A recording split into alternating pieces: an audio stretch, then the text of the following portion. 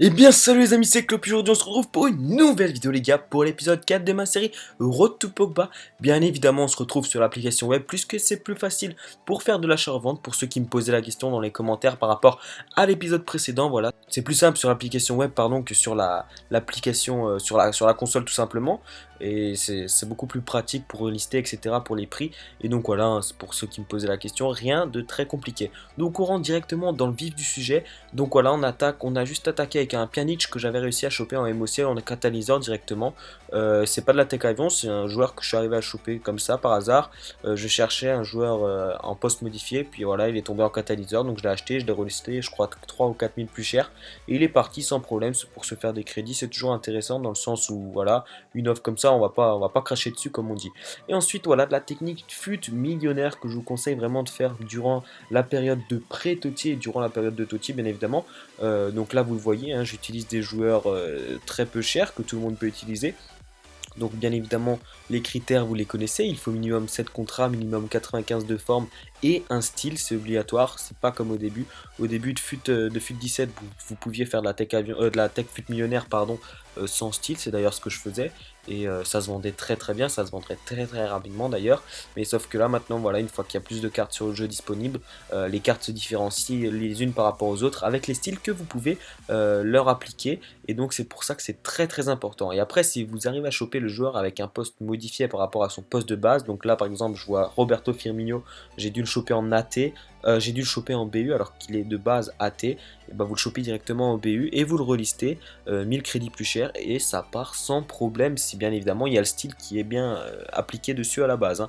Donc toujours 7 contrats minimum, minimum 95 de forme, minimum un style, les meilleurs styles vous les connaissez, hein. Si vous chopez un joueur avec un style chasseur, vous pouvez lister largement 1500 crédits plus cher.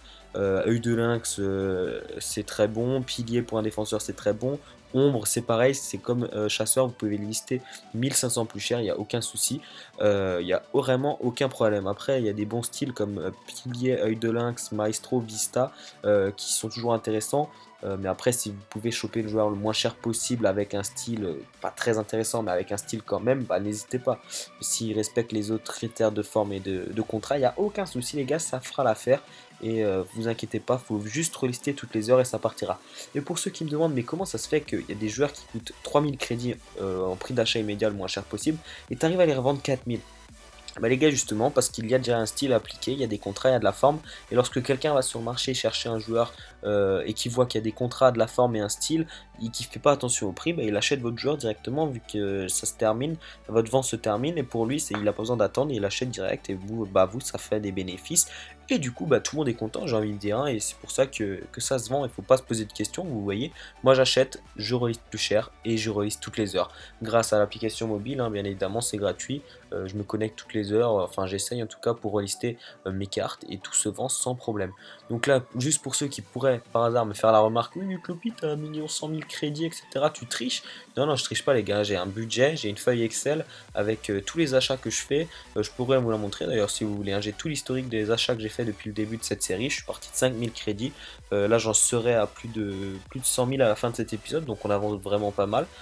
Plus de 100 000 crédits, c'est-à-dire qu'on est à plus d'un cinquième du prix de Pogba, on a un cinquième du prix de Pogba qui est environ un peu plus de 500 000, hein, clairement, je sais pas les prix exacts puisque ça varie, mais vous inquiétez pas, on aura notre Pogba très prochainement je pense, parce qu'en ce moment je suis à fond dans cette technique là, puisque je prends pas de risque pour investir avec les autres crédits qui me restent par rapport à mon compte principal pour la série Fut pour les nuls, parce que voilà il y a la Totti qui arrive, j'ai pas envie de me faire biter par rapport à une éventuelle chute de marché. Mais avec cette technique que je vous propose là, il n'y a aucun souci, il n'y a aucune crainte les gars, n'ayez aucune peur, vous investissez quand vous voulez. Moi j'achète, dès que je vends la journée, j'en rachète. C'est pour ça que si par hasard vous voyez deux fois une vente, par exemple Butland ou des trucs comme ça, c'est tout simplement parce que j'ai racheté mes ventes une fois que le joueur s'était vendu. En respectant toujours les mêmes critères, hein, de style, de contrat et de forme. Et si bien sûr vous arrivez à le choper avec un poste modifié, bah là c'est jackpot, hein, vous inquiétez pas, ça se revendra encore plus vite et vous serez encore plus content les amis.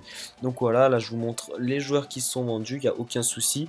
Donc voilà, n'hésitez pas à liker pour me motiver à continuer encore plus cette série, à vous sortir les épisodes le plus rapidement possible parce que je vois que vous kiffez en tout cas et je vois que vous continuez de regarder et ça me fait extrêmement plaisir. Donc voilà, le petit like ça fera plaisir. Si vous pouvez me péter cette barre de like, ça fera chaud au cœur. Et puis bien évidemment, je vous souhaite encore une bonne année pour ceux qui n'ont pas regardé ma vidéo sur le Racing hier parce que voilà, je sais que ça n'intéresse pas tout le monde. Mais voilà, je vous souhaite vraiment du bonheur, de la santé, de l'amour, tout ça, tout le tralala. J'ai envie que vous passiez une bonne année 2017 et puis ne vous inquiétez pas, on fera encore plus de bénéfices cette année que les années précédentes, en tout cas je l'espère.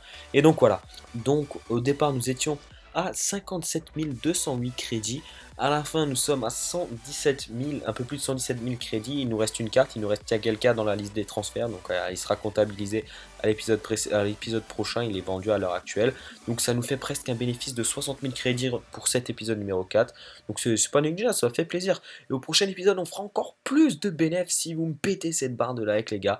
On se retrouve très vite. C'était Clopi, prenez soin de vous. Bye tout le monde.